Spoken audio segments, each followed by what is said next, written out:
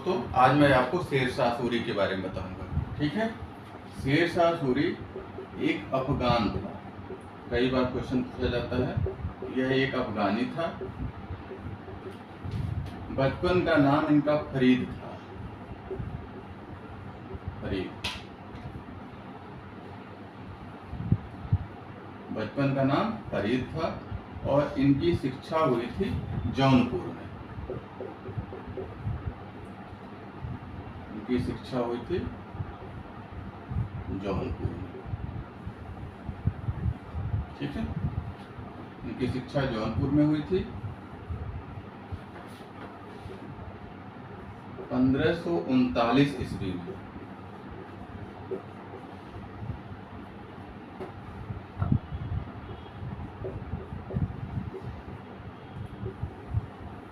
मार्च 1539 ईस्वी में इनका युद्ध हुआ हुमायूं के साथ।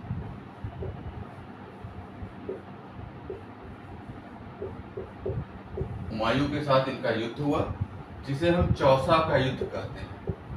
जिसे हम चौसा का युद्ध कहते हैं। चौसा का युद्ध कहते हैं। ठीक है। मार्च 1539 ईस्वी में हुमायूं के साथ इनका युद्ध हुआ, जिसे हम चौसा का युद्ध कहते हैं। चौसा के युद्ध में शेरशाह सूरी का विजय हुआ। ठीक है।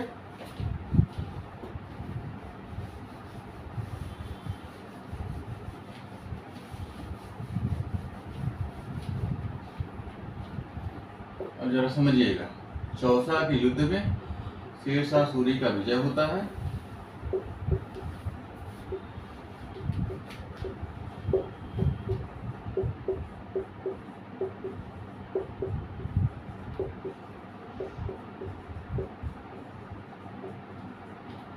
विजय होने के बाद 54 वर्ष की आयु में ये दिल्ली की गद्दी पर बैठते हैं।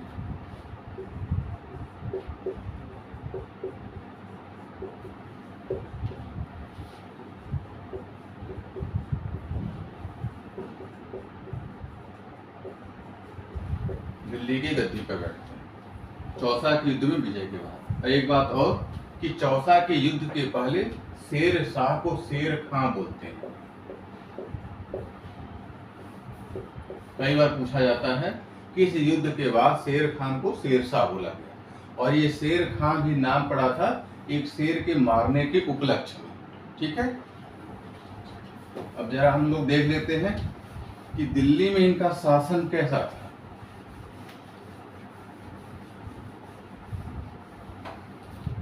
अच्छा, एक बात और कि शेरशाह के उदय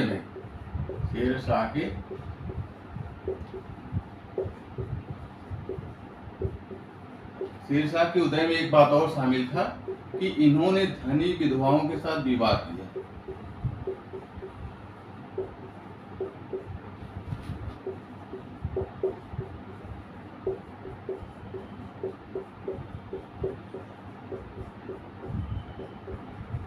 ठीक है।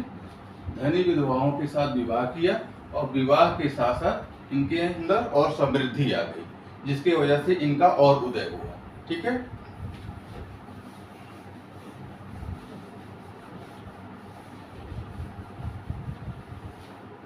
अच्छा, शेरशाह के शासन काल में जजिया कर वसूला जाता था, जो हिंदुओं से लिया जाता है, जजिया कर। ठीक। शेरशाह के शासन काल में जजिया कर जो है हिंदुओं से वसूला जाता था। ठीक। अच्छा, शेरशाह के शासन काल में घोड़ा दागने की प्रथा थी। घोड़ा दागने की प्रथा। ऐसा माना जाता है कि घोड़ा दागने की प्रथा इन्होंने अपनाई थी अलाउद्दीन खिलजी से। ठीक। अलाउद्दीन खिलजी ने सबसे पहले बार अपने सेना में घोड़ा दागने की प्रथा शुरू किया था। वहीं से कहीं न कहीं शेरशाह सूरी ने भी ये घोड़ा दागने की प्रथा को अपनाया था। ठीक। अच्छा, अब जरा देख लेते हैं इनके शासनकाल की और मुख्य बातें।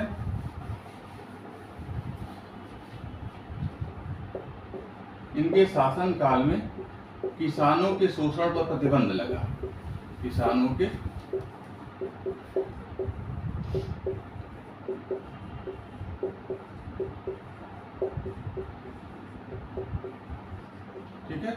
किसानों के शोषण पर प्रतिबंध लगा, और दूसरा है व्यापार व वाणिज्य में विकास हुआ।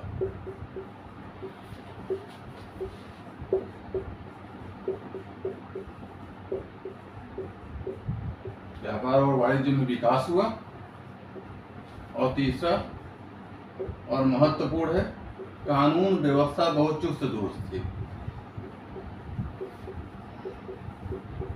यही कह सकते हैं, कानून व्यवस्था बहुत अच्छी थी।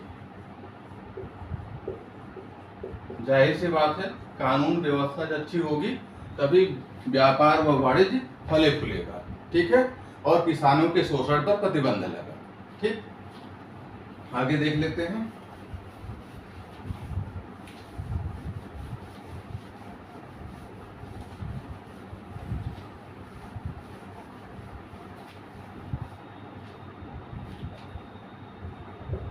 ठीक है, अच्छा, शेर शाह ने अपने जीवन काल में ही अपनी मजार बनाई थी। ठीक,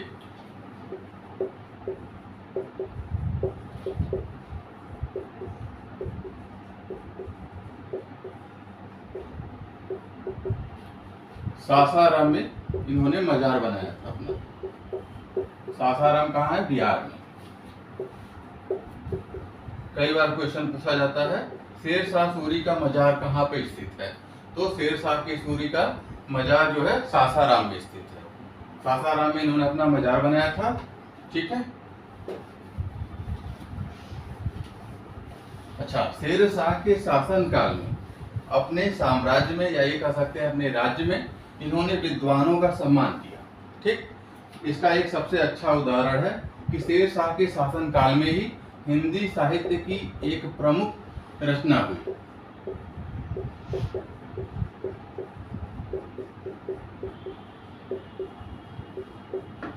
ठीक है, हिंदी साहित्य की प्रमुख रचना कौन थी? पद्मावत। इन्हीं के शासन काल में रची गई थी पद्मावत।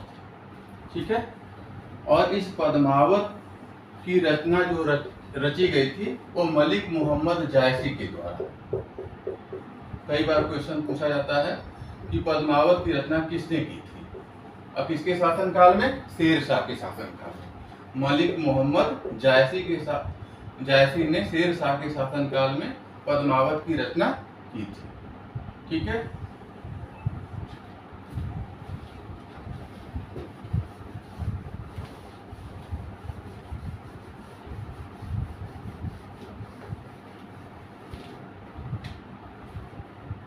पंद्रह 1545 ईस्वी में इनकी मृत्यु हो गई।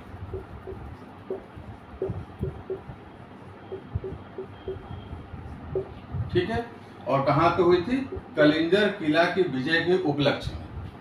कलिंजर किला को विजय करने के अभियान के दौरान इनके ही बारूद से इनका घायल हो गए और वहीं पे इनकी मृत्यु हो गई। कलिंजर किला के बारे में कहा जाता है कि यह बुंदेलखंड की कुंजी मानी जाती है, यानी कि जो कलिंजर के किले को जीत लिया वो बुंदेलखंड को जीत लिया। ठीक, तो इनकी मृत्यु हुई थी कलिंजर किला के विजय के दौरान। ठीक, और ऐसा कहा जाता है कि जब ये घायल हो गए उसके बाद कलिंजर किला के विजय की जैसे ही संदेश इनको मिला उसके बाद इनकी मृत्यु हो गई।